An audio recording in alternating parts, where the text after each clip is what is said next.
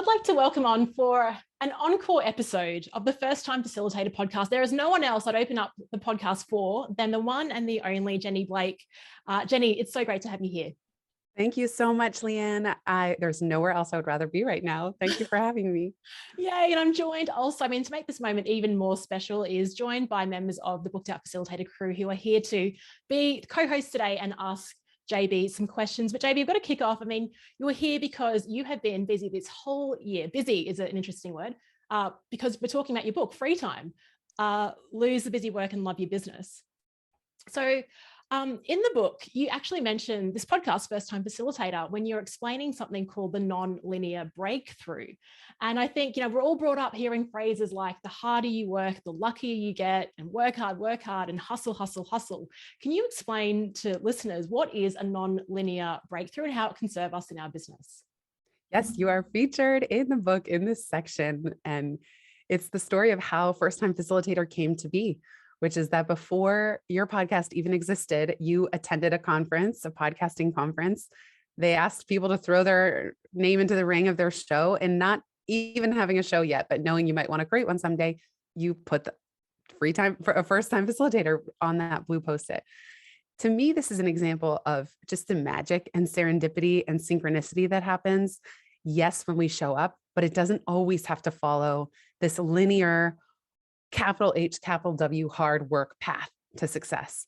And I think so much in the business world and even in our own minds, and maybe because of our upbringing, our culture, our socialization, our schooling, we get this idea that everything is going to be hard. And on some level, I think, of course, it's good to expect some hard work so that we don't quit when things do get challenging or difficult, or we have to work through those inevitable dips. But the whole idea of inviting a nonlinear breakthrough is saying, yes, I'm willing to show up and work hard. And what if I have a total breakthrough moment around this, or a hockey stick, as they say in the business world, moment of nonlinear growth, nonlinear breakthrough, nonlinear ahas, or big opportunities, big breaks. And that's exactly what your story illustrates, Leanne, is yes, you were taking the steps and showing up, but also how could you know that your blue Post-it would get picked out of everybody, those hundreds of people there in that room? And that sparked you starting the show and holding yourself accountable and saying, well, I better do this now, and taking it as a sign from the universe. And I think that I find for myself, the first and best thing to do is just ask for a nonlinear breakthrough wherever things get tough. So we just say, I am open to receive a nonlinear breakthrough in this area or in any area that we're experiencing a lot of friction. That's great. And I love that you talk about, because my next question was going to be, well, how do we create it? Because I'm sure all of us want hockey stick moments every day where there's exponential ideas and growth. And something that you talk to with Penny Pierce on your Pivot podcast, you've had about 7 or 8 episodes with her, is that moment of liminal space. And I think as facilitators and people that are solopreneurs having their own business, we're always told to focus on one thing and go all in and niche down. And we're like, hang on, but we're curious. I see Jade here. Jade has got a wealth of talent across many different domains. Sorry to throw you there, Jade. So I guess it's how do we, is it just about asking and then being open to it? The pressure to niche down. What do you think about that? Yeah, just the whole free time philosophy is anywhere that there's pressure that isn't the good kind, that we have other options. I am just, yes, you know me well, Leanne. I'm a social media curmudgeon in that I'm just determined to run my business entirely without it. And in this day and age, that seems almost impossible. And yet I cannot understand why I would do something that I don't enjoy, that drains me, just because I'm supposed to, or I feel pressured to do that. Now, some would say you could treat social media, if it's for your business and not you personally, you could treat it as doing your taxes or your bookkeeping. We all have to do our bookkeeping. So, okay, sure, you could create some systems. In terms of the pressure to niche down, same thing. My first book was called Life After College. And one of my many existential crises professionally was, oh no, I don't want to be stuck talking about life after college for the rest of time. I was 27 when the book came out. And so my next pivot before the book pivot existed was to a website called jennyblake.me. It was under my own name. And it was systems at the intersection of mind, body, and business. And here that theme has carried through for the last 10 years and is now coming fully back into the picture with this new book, Free Time.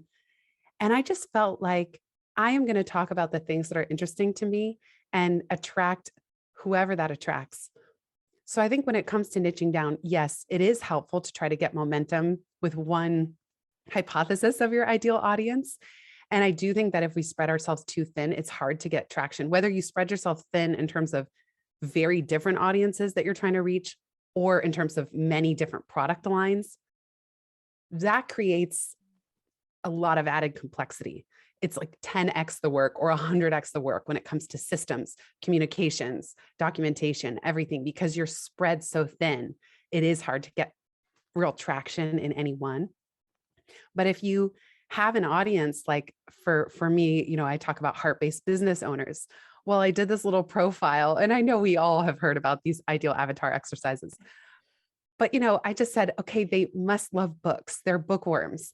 They probably have Apple products, phone or laptop. They probably have a Peloton membership, even if not the bike, maybe they use the app. Like, I don't know. I just kind of made this list of the things that bring me joy. And not every person will tick every one of those boxes, but I don't think we need to hold back or apologize for who we are or limit ourselves in terms of how we express who we are. And this from podcasting, Leanne, not every episode is for every person. So there are podcasters like Tim Ferriss, even Joe Rogan. Joe Rogan kind of alternates between MMA and jiu-jitsu fighters, really interesting intellectuals and professors and comedians. What is this? How does he have the most popular podcast in the world with this crazy combination? Jerry Seinfeld, his show, Comedians in Cars Getting Coffee. He just chose 3 things he loves: comedians, cars, coffee, smashed them together, and has this super popular web series that the best part about it is seeing his joy and delight at all 3 of those things in every episode. So I'm a big fan of take your unique Venn diagram, put them together, and let that be what helps you stand out, and also what helps you want to show up every time. Because a lot of this content creation stuff is really a long game, as Dory Clark talks about in her new book. And why not be super excited, even if you know that it's okay? Give yourself permission. Every 3rd piece of content does not have to be for everyone, and that's okay. I love that. I love how you talk about it being a hypothesis as well. Although in fairness, like I ticked all 3 of those things: bookworm, Apple products, just got the Peloton. So, yes. Yeah. Oh, that must mean I'm doing something right, because you are one of my favorite people on the planet. So that's cool. I love knowing that. I want to pick up on the topic of you being allergic to social media, yet having an extremely profitable business, being a known thought leader in your space as well. I want to throw to Petra. That's actually when I met Petra Kolber in New York, I was like, oh, I've got my own Petra friend in Australia. So here she is.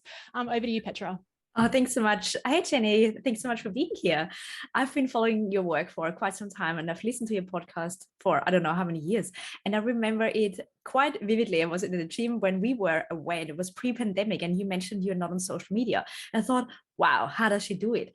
And that was pre-pandemic, and now everyone has gone online, and there is not necessarily the opportunity to have in-person events and workshops and conferences where I used to get my speaking, through my speaking engagements, I got business. So the question is, how do you now build your business without being on social media, where we live in a digital first world?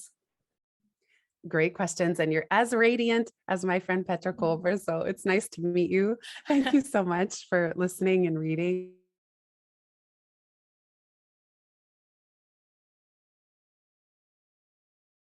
To believe that it's possible.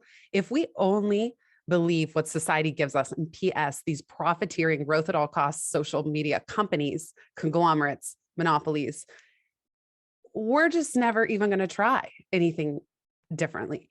So for starters, I reject, this might be the questioner in me, the rebel, I don't know, but I just downright reject when profits are at play for my attention or my time or my medical, anything like that. So for starters, giving ourselves permission to be very skeptical of what we're told or what we think we need to do. So that skepticism can then open the door to not, is it possible to run a business with social media, but how can I run an abundant business without social media? And that question and then I'm inviting a nonlinear breakthrough around this, or nonlinear breakthroughs in my revenue as a result of. So not only what if things didn't come crashing down if you shut down your social accounts, what if they improved? Can you imagine? What if your attention was even more focused and streamlined and you could produce even more quality, deep, thoughtful, creative, original work? So then I like to question, and that skepticism helps me go, what if the opposite of what I thought would happen is true? And then we just have this open, receptive, creative brainstorming around it. For me, social media is how I got started, no doubt. I started my website in 2005, blogging in 2007, started having cupcake tweet ups in 2009, went early to South by. I mean, there's no question that I made a ton of relationships. What I realized starting around 2012 was I was not convinced that I was getting any clients from shouting on a social media soapbox. My clients were coming from my books, from that deeper, more thoughtful, original IP. I know Leanne's had a lot of people on the podcast to talk about IP and licensing and train the trainer. So I kind of came to realize that it's not like I'm shutting down my number one source of incoming leads. If that were the case, I probably wouldn't have closed it down. But I realized I also don't like to be, for myself, doesn't matter to me at all what anyone else does and whatever brings you joy. Like if you love social media, by all means, you're lucky. I consider you lucky because you're right in the zeitgeist of what is happening. I don't like to be hypocritical in that I don't want to post frequently on social media when I knew that I wasn't reading anyone else's stuff. I didn't want to read their stuff. I didn't want to comment. I didn't want to feel every time I posted that I now owed a bunch of replies on comments. For me, the whole thing just had a lot of obligation because I'm a people pleaser and I get guilty easily. And so I didn't want to be posting if I wasn't going to be engaging.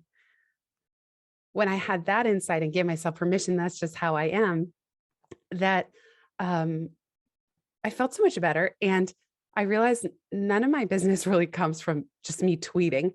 It comes from the bigger, deeper work. Like in the last 10 years of running a business, I've written 3 books and I have 2 podcasts. That's it. I channel all my energy. And because I'm not on social and distracted by all these comments and threads and home feeds and addiction machines, I can just read every day and think and take my time to produce as original work as I can. And that's where my clients come from. So that's the long winding version. I will say it's important. I do think it's helpful to have what I call ongoing public original thinking.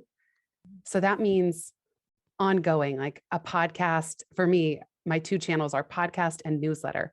And I've been horrible with my newsletter this year, but the podcast is an ongoing public original thinking kind of format. So it allows me to just keep putting thoughts out. Every episode is like planting little seeds, serendipity popcorn, as I call it in the book. And you never know who's going to listen. Like, Petra, it's amazing to meet you. And you've been there reading and listening this whole time, but we're only connecting now. So that's what I do love to choose 1 or 2 channels that I know fit my strengths and energy that I can do consistently. And I trust that the business will follow from those. And in my case, it has. But if you're someone whose social media does generate a lot of interest, then you can start to delegate some aspects of it and keep going. It just, for me, that the biggest fears around it, they just didn't really materialize into anything.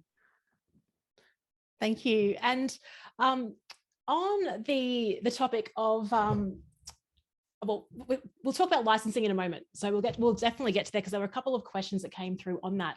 But social media, I mean, I associate with distraction. And you had Nereal on your show. My question to you is, where I find I get my deep work is when no one else is online. So actually, like during the holiday break is when I feel like I get the most done. On weekends, when the temptation isn't to check my email like 5 times an hour. It really early in the morning, I got out a proposal at like 5 a.m. because I knew that around 11, 12, I'll just get distracted. So my question is like, how do we create moments like that, but where I don't have to start escaping on the weekends or wait for a holiday to be more focused? I know. Tell me about it. I can relate to this so much.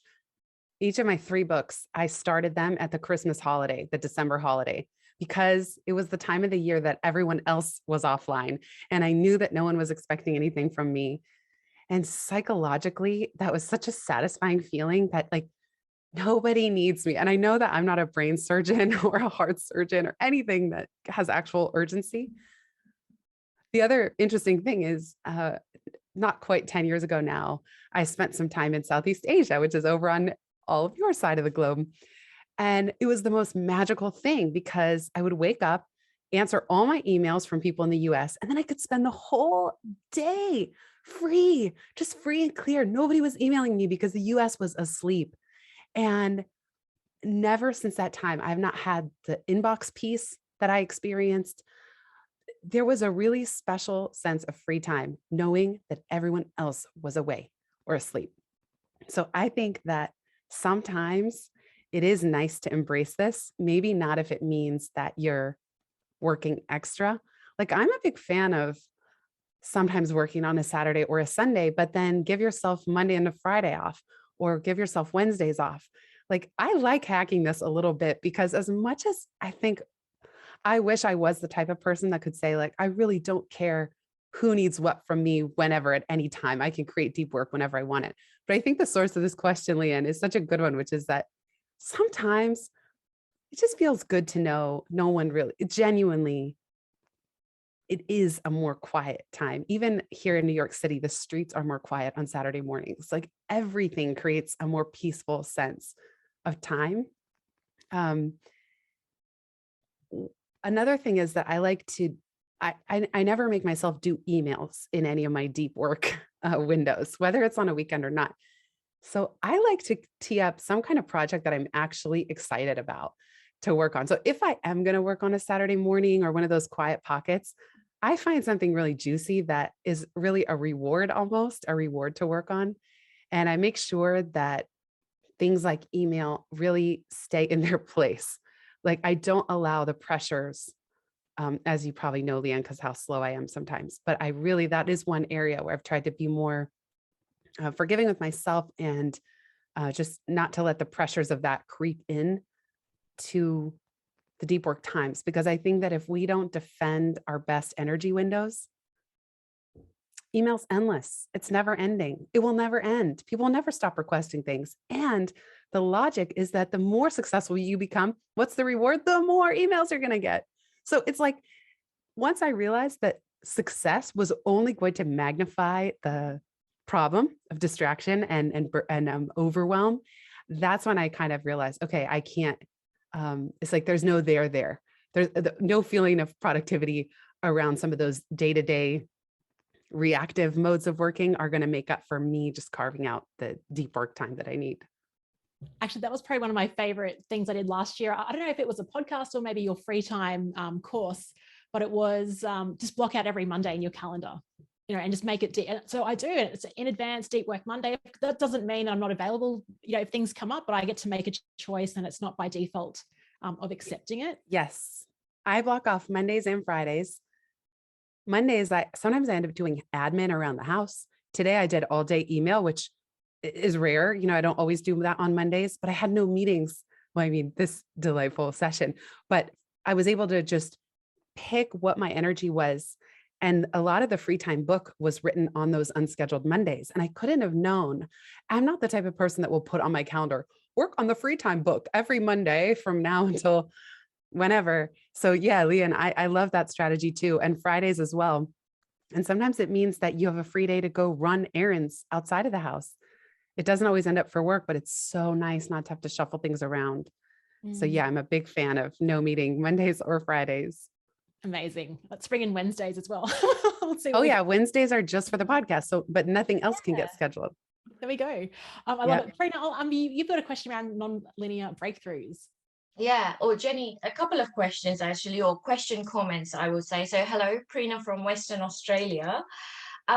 One, I guess, more of a statement. So deep work, while we're talking about having breaks for deep work and actually allocating proper time for us, this is something that I always talk about with my corporate clients in the form of, please, please, please allow yourself some balcony time, is how I pitch it. Corporates find it really difficult. It's more easy for us as entrepreneurs to carve out our own time in that respect, but it can be done in the corporate sense. if you are organized and if you do allow time for it. So that's the more rigid aspect of that deep work time. And then linking to that as well, the non-linear breakthroughs. I love what you were saying about that when we opened the conversation. Serendipity popcorn, I've heard that from Leanne a lot when we've been talking. So exactly that. And again, talking about the non-linear breakthroughs, again, that's more attributed to us as entrepreneurs because we have the ability to be crazy and kooky and creative, more so than the corporate people do. But is there an opportunity for corporates as well to allow for that non-linear breakthrough? Oh yeah. Well, I would never hold anyone back from an NLB. Yeah, I would say, of course, so whatever it is that they're working on or the challenge, that yes, I just so firmly, I would never let anyone tell me. See, this is again, the rebel. It's like, I just never want to let anyone tell me how things are going to be or what's possible. What I do think is challenging in corporate is you're part of a big culture machine of how that company works, how meetings are scheduled, when they're scheduled. My friend recently, she's an outside consultant, but the team scheduled her for 7 a.m. on a Monday. And she wrote back and said, sorry, I'm not available then. But it was part of their culture that it was okay to book a meeting at 7 a.m. on a Monday. When I worked at Google, I remember just Monday through Friday was wall to wall meetings, no transition time in between. I'd walk to meetings with my laptop open, crooked in my elbow. And it was a disaster. I mean, I was physically, health-wise, it was nearly impossible. And I am not fit for that culture. Like I can say now, for someone who's in it, I'm not sure exactly what you mean by balcony time, but I'm a big fan of creating buffer time. And I think when you're in corporate, you have to just put private meetings on the calendar that are for yourself. Otherwise people take them. That's what's so tricky about corporate calendars is that people feel kind of entitled to just grab the time. And then another interesting dynamic that my friend Sarah pointed out is that the dynamic when you're an outside consultant working with a company, they are paid a salary no matter what. So they like to schedule all these meetings. Let's have a weekly sync from now until your event. Whereas on our end, our time is precious. Our time is, we're not being paid for all those weekly syncs, but they're getting their paycheck no matter what. And why not talk to you, this very interesting outside person, every week? So the incentives around time and scheduling are quite different. For those of us who are self-employed, what I find is that when I book something like a keynote, I say, this comes, I learned only after many years, almost 10 years of doing it, I learned to say, when you book this keynote, it comes with a 30-minute pre-event strategy session and a 30-minute post-event debrief. And that allowed me to put a very clear boundary of there is one, whether you do 30 minutes, 45 minutes, or an hour, the expectation is set that there's one strategy session that you get to use. We're not going to just hop on a call every time you feel like it to plan this event, which I used to do. I actually used to do. And the reason I add the post-event call is that that's a nice doorway for me to say, how did it go? And are you interested in train the trainer? Some of my more scalable train the trainer, AKA licensing. In a way, that post-event meeting is for me, because that's when I get to say, great, what else? What can we do next? And of course, also hear the feedback and see how it went for them. But I find that bracketing my own time like that when working with corporate is quite helpful. I don't know, Prina, if that got to all of your questions within there. Did I miss? No, what did I miss? Absolutely. I think from a corporate sense as well, it's you have to just be a bit more clever with it, know the system, play with the system, block out time, as you said, and just work with it.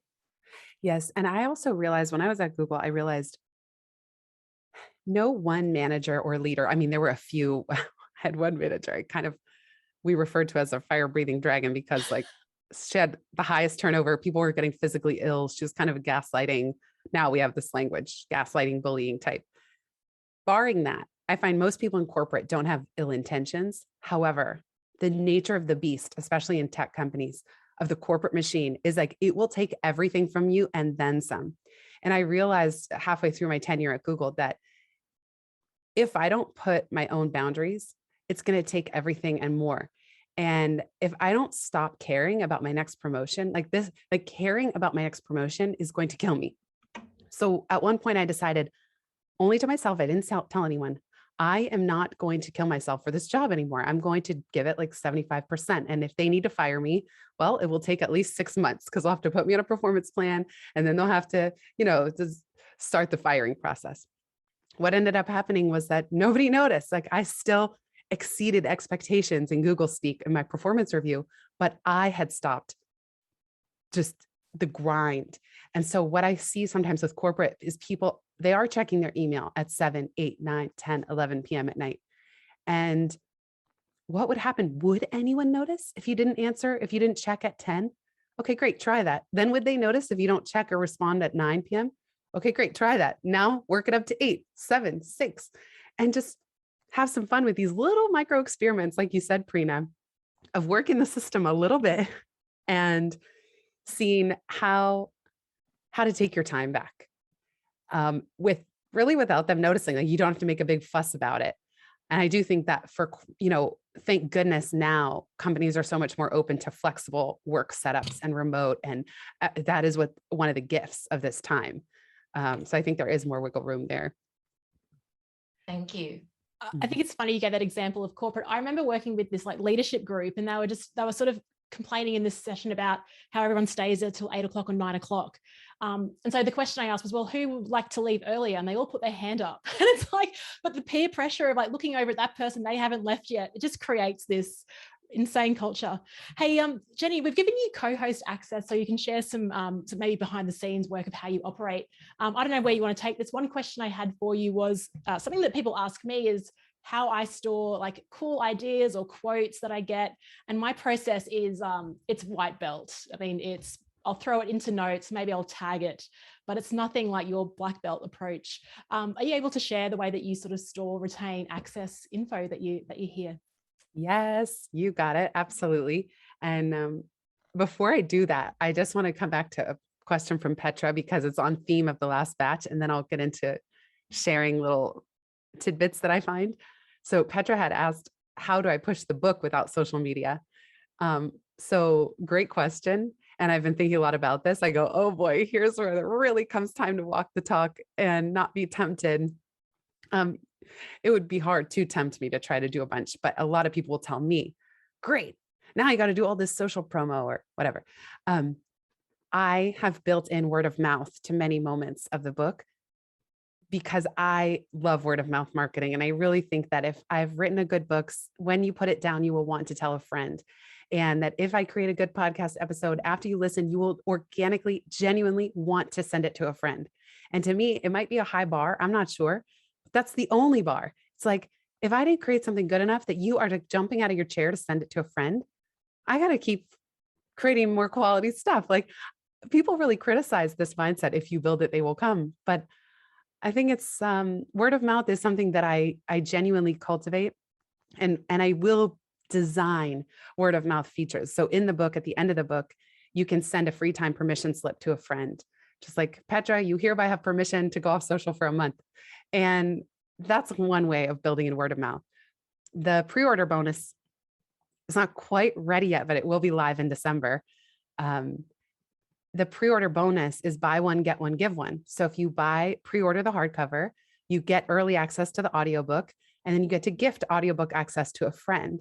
So I could have stopped at just giving whoever pre-orders, giving them audiobook access. But I figure, hey, if I can give away a second copy to one of your friends, you get to feel good for giving a gift. It kind of honors my generosity value.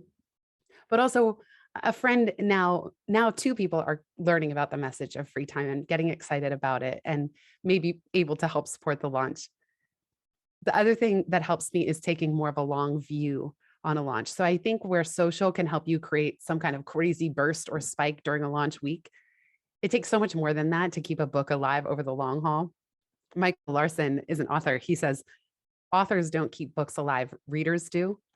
So whatever I feel I would miss from not doing like being everywhere on social media during the launch week, I just try to stay focused on systems and continually nurturing, planting seeds for something like a book launch over a year. So instead of thinking of it as launch week, it's launch month and launch year, and constantly reminding myself to focus on the longer term picture of it.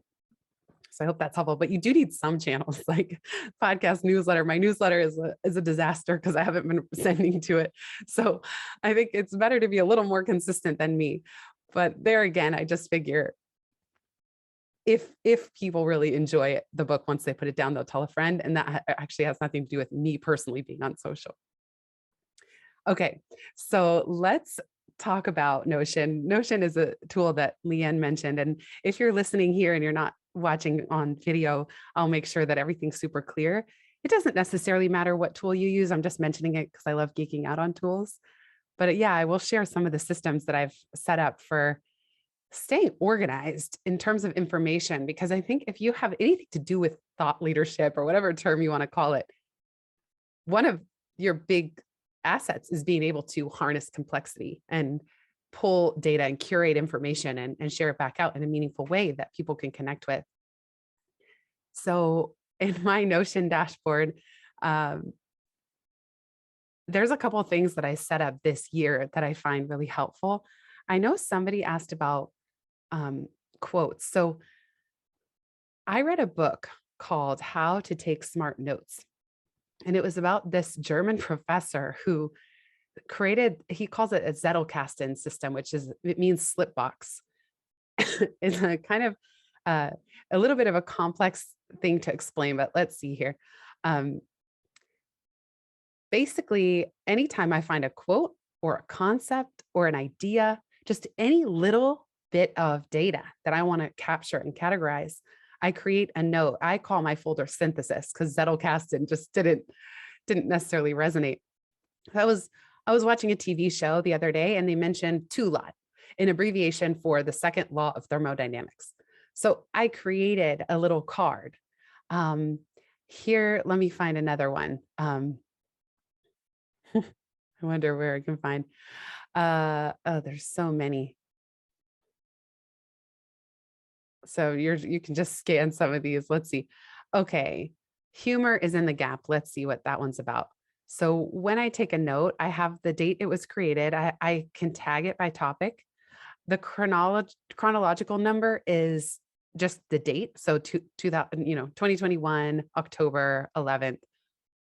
The Zettel number is that you can order your notes to go next to each other by topic.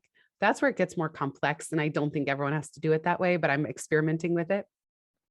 So I was reading a book called The Comic Toolbox, and I wanted to capture this comment, humor is in the gap. So like in my note here, my snippet says, like pivot, humor is in the gap, read highlights.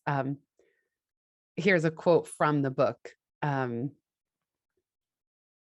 Let's see. I don't think, treat the joke as a problem to be solved. Sometimes this requires nothing more than applying a tool to a situation. I'll note what type of note. This one's not a great example. Which of my projects it connects to, if there's any related notes. So this is I'm probably overwhelming you because I didn't pick a great one, but I think what's important is creating different collection buckets for different areas of your life and work that you might want to capture. So when I have this synthesis box, it means these are little nuggets that I'm pulling out of the sky and putting them in my little collection bucket. I used to do this in Evernote in a folder called Curiosity. So the whole notebook in Evernote was just called Curiosity, and I would tag articles every time I saw something interesting. Over time, you can start to look for themes. So I had created a notebook called How We Work. I thought maybe I'll write a book called How We Work. I didn't know that was 4 or 5 years ago. It eventually became Free Time, but I had already tagged and clipped all these articles just in these 2 buckets. So I don't think you need too many buckets. You just need somewhere to collect what's interesting to you. This year, I started also doing a reading record. So I have a list of now the books I read, because I used to do this in my journal. I used to keep it by hand. But what's nice about creating this reading record in my digital system is everything is linkable to each other. So here's a book I reread called Overwhelmed. And I put the author, when I started, when I finished, tags about the book. And then I can link to other places in my Notion database. So I can connect it to a solo episode of a podcast or another book that I'm reading. And what starts to happen is that all these little bits and bobs start to tie into each other, and it becomes faster to create content and synthesize ideas. Another collection bucket that I use comes from a guy Leanne had on the podcast, Matthew Dix, who wrote a book called Storyworthy. So Leanne, we'll have to put that episode in the show notes, because I found out about Storyworthy from you and your podcast. And Matthew Dix talks about homework for life, and that every day we should capture this moment, one moment from the day of transformation. And I just think this is so fascinating that his philosophy is that a story is about 5 seconds of your life. It's 5 seconds of transformation, for better or for worse. So here's a good one. I created a story the other day called How Perfect This Is, How Lucky We Are. And same thing, I put the date I created it, the topics are tagged. The snippet is that I saw a plaque on a bench at Central Park, and the leaves were kind of mid-molt. It was this gorgeous day. And I put a picture in the note of this plaque on the bench that says, how perfect is this? How lucky are we? And then the interesting thing is I also put a picture of the view from that bench. Was this stunning view that, if you're here with us on video, you can see is like this gorgeous lake or pond in Central Park with the trees changing colors. They're perfectly reflected in a totally calm, still, serene scene. And it was just so exquisite. And this was my little Storyworthy capture.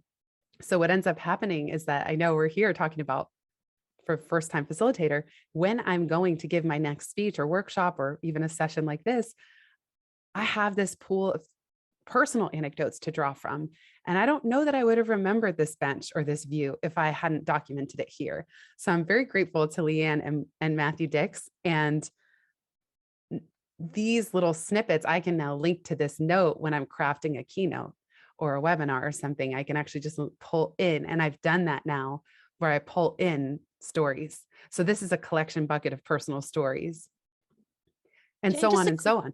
Yeah. Just on that. So when do you actually capture it? Do you capture it? So you took the photo in Central Park. When do you then upload it? Do you like go home and do it? Or because my right then. Oh yeah. Cause I'd forget. Right then. Yeah. I just pull up Notion on my phone. I create it. Sometimes I get sloppy, and like with the synthesis folder, I don't fill out all the info, like second law of thermodynamics. I just actually don't think I've filled in anything yet, but it's a note to myself to at least go fill in the details. Awesome. I'm going to get it on my phone. I only use Notion on desktop. This is so inspiring. If you, yeah, I love it. One more thing I want to show you. Go for it. KIT is my, instead of calling it a CRM, customer resource manager, who knows what the heck. I always forget because I sort of block it out of my memory because of people who use CRMs poorly, where it's so obvious, like, hi, Leanne, just checking in. Wanted to see how you're doing. But my KIT bucket is also people that I put. So it's a collection bucket of people that I want to follow up with. And I put things like their birthday, when we last spoke, spouse, kids. I mean, it's not to be creepy, but I realized I could do a much better job of keeping up with people that aren't in my obvious immediate family. So instead of calling it a CRM, I call it a KIT, and it's a collection bucket for people to remind me to check in. Oh, this is so good. As on the video, we can see all like all the headline titles and topics on the left here. Yeah. And I love that you haven't separated this from your life as well. So you've also got things like financial, fitness tracking. So you don't really separate work and life. Work with life. You sort of integrate it through. Well, interestingly, this is my personal home base that you're looking at, because the Storyworthy capture and even the synthesis sometimes a little more private than I might want my team to see. Like I wrote a synthesis on 9 wives where I was overwhelmed, and I thought we need to have 9 wives because one is not good enough. Oh, that's in my Storyworthy. And sometimes I don't want to be self-conscious that my team's going to read these things. So yeah, this stuff is in my personal home. And then I have a lot more dashboards that go in my main business Notion, if you will, as well. Amazing. Joel, what does KIT stand for? Oh, keep in touch. It's like a summer camp thing. Maybe, I don't know if you have that. Yeah. Did you guys say that? Did you ever say that at summer camp or anything? Or like a high school yearbook, KIT? No. Well, we say keep in touch, but we don't actually put the acronym on it, which is interesting because we usually shorten everything in Australia. So There we go. Hey, one thing we're working with, right? So if this is the program that we're in, it was called Booked Out Facilitator. And there's then some assumption that your calendar is booked out Monday to Friday, like, you know, I mean, that's not the case. I mean, that's not what I certainly want. And I know when I got Alan Weiss on the podcast a couple of years ago, he basically said, oh, your business model is wrong if that's the case. So something that you do to free up your time as a business owner is that you have your original public thinking, you add frameworks, and then you license it. There are a couple of questions here about, Petra, do you have a question about licensing or, yeah. Yeah, absolutely. This is also one of the most fascinating parts and most mysterious parts also when it comes to licensing. So clearly you've licensed Pivot. I'm curious, are there requirements to have certain results, certain processes, certain systems, you know, time frames, anything that you have to do before you can license it? And what's a better way to say it's a 6 months program, it's 12 months, you get all the rights, you get a little bit of rights. What's the best way to license a program? Yes. I mean, this is a whole can of worms. Like this could be its own entire day, month, year of studies. It took me 5 years to wrap my head around licensing. So I'll give the highlights, and then there's just so much more that could be followed up in any of the details. What I will say is that, what do you need to do before licensing? I do think that having an established brand for yourself and for the IP is helpful. So for example, Pivot is the first thing that I licensed. There was a book around it. The book got a lot of press. The book was well received. I had done a ton of keynotes for the book. So there was a lot in place, like with all the keynotes and interactive workshops, I had tested the material over and over and over and over. So I knew what should go into the licensing package eventually. It happened sort of reactively that one of my clients said, you know, how can we scale this? And I wrote Pivot before it came out. I knew in the back of my mind, I wanted to create licensing. I wanted licensing to be part of my business model. I just didn't know how to get clients or how to do any of it, like you're asking, Petra.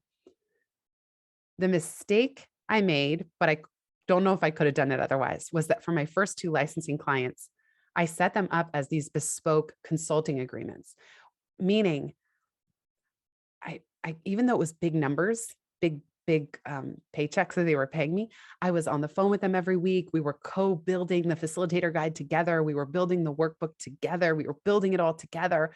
Everything was with them, for them. And the materials were housed internally at those companies. And these were big, fancy brands like Google and Chanel. So I can't say I regret having done it, because and they're still clients to this day. It got me in the door and it helped me create. But I realized after first came Google, then came Chanel, I realized, oh no, I have a problem here, because if I get another licensing client, I'm just setting myself up for so much work again, where I'm on these calls. I feel so much pressure because they're paying me a lot of money. At that point, what I did was I had kind of a lull, and I created a common core of materials. And this was a slide deck, a facilitator guide, participant handouts, train the trainer. I'm trying to think Leanne knows for sure too, because Leanne was part of some of these. Let me think about there's, I think, one thing I'm missing, but what I did was I made it agnostic. It was not specifically for any company. And I made sure that they were branded well. I hired somebody to help zhuzh my slides and create the Pivot workbook. Okay. So there was the Pivot book itself, the Pivot workbook, which I had created when the book was coming out, the facilitator guide for Train the Trainer, the slide deck, and the participant handouts. I created all of those as an off-the-shelf bundle so that my next licensing client, I was not co-creating anything. And if I was, they'd have to pay double. So now it's licensing, or what people commonly just call Train the Trainer, because organizations don't always know the term licensing, but they know Train the Trainer. Now there's an off-the-shelf kit. And while I used to think that they might be upset that they're not getting this bespoke solution, I realized they're probably happier. It's tested, it's vetted, it's polished, it's beautiful, it exists already. They're not relying on me to create something and they have to keep following up. It's there. I think it's like one click order. It's ready. You sign up for licensing, you can roll it out tomorrow. I like the unlimited model, which is for larger organizations, but it's harder to sell, where unlimited is they pay you an amount of money, 100 grand, 200 grand, and they can run it as much as they want. There's no tracking. What people are more used to, I think, is Train the Trainer, where they pay you per trainer. So I used to have a minimum of 10 trainers I would train at a given time, 3,500 per trainer. Now I might lower that to 5. And then they pay you per participant who actually uses the material. So every time those trainers run a session, you need a way to track the participants through an assessment or a quiz or a QR code. And then you would just bill them based on the number of participants. So I think that second model, it's not as much money up front, but it allows them to roll it out and kind of test the material. And it's a little more complicated because you have to track, but I think it's a little easier to get your foot in the door that way. Excellent. Thank you. We've got a question. I'll throw to Jade, who's got a question that's come through. And just before I move to you, Jade, I just want to say that JB, the materials you created were outstanding. Like, so, I mean, think of like the coolest guy that you could get. I've still got it here. I still like, it's full color. It's really, it's just beautifully designed. There's even like some tear out sheets if you're doing, 5-minute career conversations, things like that. I think you thought of everything. No stone left untouched there. It's just a beautiful pack. So I just wanted to give you credit for that. Jade, over to you. Thanks, Jenny. This has been awesome. I just have a question because you've mentioned the word pressure a few times and perhaps the notion of like relieving pressure. But sometimes pressure is good and can be motivating. So how do you know when it's the right amount of pressure and when it's tipping into too much pressure that you want to relieve, kind of thing? Yeah, such a good question. And I think this is very individual for each of us too, of how we work and what motivates us. Some people, like you said, love pressure or love deadlines. Even in Myers-Briggs typology, I think, they say that the judging J's have a more linear, I like to procrastinate, get things done as early as humanly possible for any upcoming deadline.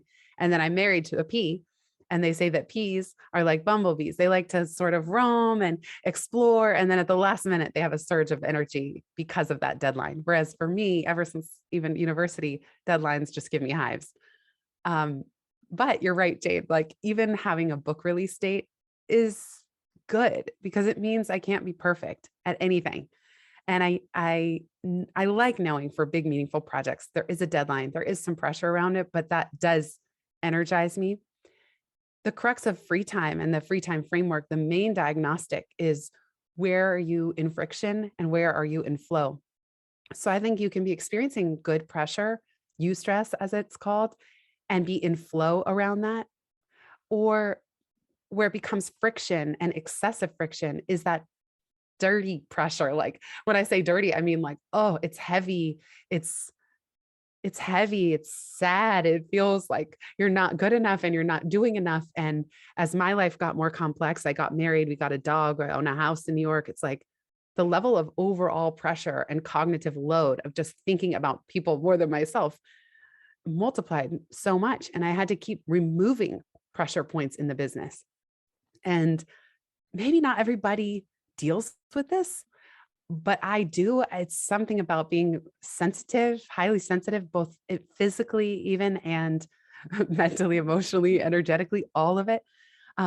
Even just sensitive to other people's energy. So for me, because I keep mentioning pressure, I think what you're highlighting, Jade, that's the first time I'm putting it to words, is that I am always looking for where is there too much pressure and how can I create systems and business models and revenue streams and mindset shifts to relieve that pressure. And so when I find that pressure, it motivates me to solve it for myself and for other people. So it's funny you brought that up, that pattern, because I wouldn't have noticed it, but I now realize every solution I've ever come up with has been a result of unwanted pressure that bothered me, that I felt like I won't want other people. Like, I hope, Petra, it doesn't take you 5 years to crack the licensing nut like it took me. I hope that, I think one of the great joys I have is helping reduce pressure from other people. And the way my friend put it, which is very profound, she said, my core emotional wound. She's like not a very, she's not overly emotional herself, but the work she does around finding people's zone of genius, she'll just straight up ask you, what's your core emotional wound? And in my case, I said it was feeling like a burden growing up. I saw how hard my parents were working, how stressed they were about money, getting divorced, and I felt like a burden. So my life's work is unburdening others.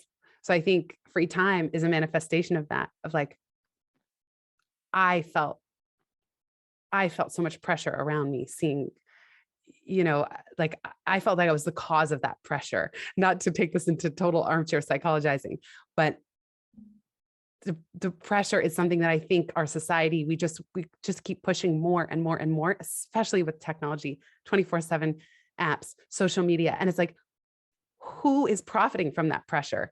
So that's why I get so passionate about it. So that's my long winding answer. I love it. Dave, do you want to respond or? I just think that's absolutely amazing, and I'm glad I gave you an opportunity to talk about it, because it's something I think that we just have sitting in the background all the time, pressure, and then just having it cognitively in the front of your mind going, okay, where are the pressure points? Where is there friction? Where is it hurting? How can I alleviate that? Is such a great framework to be optimizing from. So yeah, thank you so much for sharing that. This is You're awesome. so welcome. Yeah. And then I call it patient zero, as you solve that for yourself, especially if you're not finding great solutions out there, then you get to create it and you get to go through your own process, but then share it with others. So I think we have this opportunity as well to have a front row seat and observe not just how we get out of something, but I guess that's the benefit of being a creative. On the one hand, there's more pressure because there are no rules and we're sort of creating something out of nothing. But then because of that, all of our life is ripe for solutions and then being able to share those. And I think that's like a very joyful part, because self-employment comes with so much pressure as is. Yeah. Let alone from other people. Yeah. And even, I mean, I love that you put that permission slip in your book. I sort of joked in chat that, give me permission to get off LinkedIn for a month. But even, I mean, right back to the start of this conversation, when you said, stop thinking about the worst thing that could happen if you jump off, you're not connecting with people, you're not, building that brand on that platform, but think of all of the incredible benefits. Like maybe I will get a book out next year because I give up Instagram. So I love it. And also detecting that pressure. And I think we've all felt that heavy sense of pressure. I mean, I was on a project last year where I would wake up in the morning, open my eyes, and I just feel it right from the beginning of the day. And I think it's kind of easy to pick up pressure when it's that intense. But what I love about free time, it's picking up the micro moments, like kind of like a bit of a mosquito or a fly buzzing around. And like sort of that's, if you can sort out at that level, you won't have, you're preventing that massive pressure that comes around. Yeah, that's so true. Yeah. So Jenny, I mean, we've spoken a lot about the frameworks in your book. We're so excited to hear more about it. I know it's being released in March, but it's available for pre-order now. Can you share some more details on how we can find it? Yes, absolutely. Thank you so much, Leanne, and everybody for these great questions. I just love them so much. And it's really fun to get your early insights. You can learn more about the book at itsfreetime.com/book. So that's ITS, itsfreetime.com/book. And it depends when this goes live, Leanne, but the nickname is BOGOGO. That's the buy one, get one, give one. So that will be ready very shortly in December. And it's all set up. If you go to itsfreetime.com/BOGOGO, BOGOGO, then you can throw your hat in the ring. It just have to still put the finishing touches. So just give me a little patience around when you get the audiobook, but it would mean that you get the audiobook access in December through a private podcast feed, which I know, Leanne, you're really good about setting those up for various things that you do. Amazing. And if you can see in chat, Jenny, there's so much sort of love and appreciation. Thank you. Coming your way for spending your time with us, your free time. I know it's like 5 o'clock, 6 o'clock now over in New York. I'm so happy to introduce you to the Booked Out Facilitators and of course, first time facilitator again. I love your work. I just madly follow everything you do. If I can do even 20% of the stuff that you talk about in your book, I think my life will change for the better. It's been awesome having you here. Thanks so much. Thank you so much, Leanne. Thank you everybody for being here. Here's to being perfectly, ideally booked out in 2022, even if that's one client a month at the rate that is most joyful for you.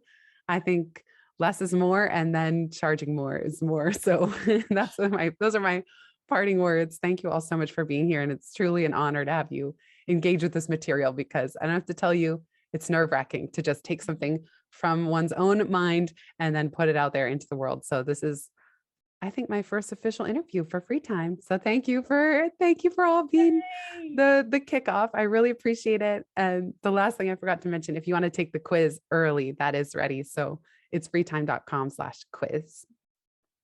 Perfect. We'll Thank you so much. Thank you, Leanne. I love everything you do too. And it was my great joy to feature you in the book. So thank you for being you.